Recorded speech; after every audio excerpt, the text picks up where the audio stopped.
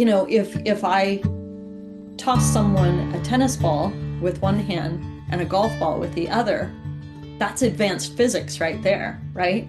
I have to think about this hand has a little more dexterity than that hand. There's more mass over here. I need to get the arc over here. I need to cross over this way.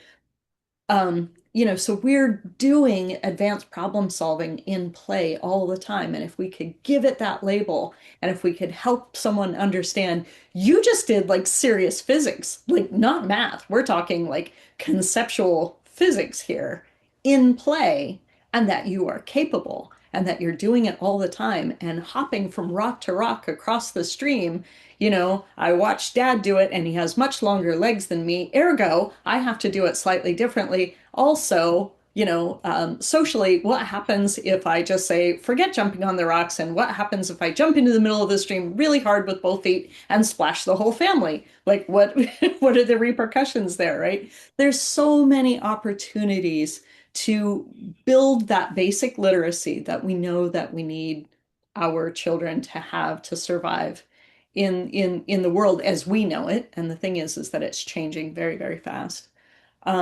Just by recontextualizing what happens normally in play and changing our perception that learning is natural, learning is normal, and that when we create and kindle curiosity, now we're making lifetime learners.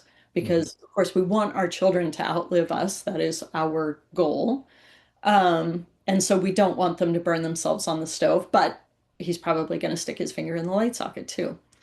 Um, but when we create, we don't create it, when we encourage curiosity, we make learners. And when we make a context for the fact that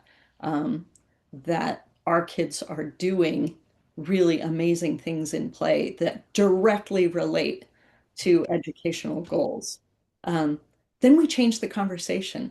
And it's a whole lot more fun to build family trees of dragons than it is to sit down and memorize the periodic table, right? We have in our pocket computers that give us access to all the great literature and all the great wisdom of the world Mhm. right now. And when we create curiosity, they're going to find it.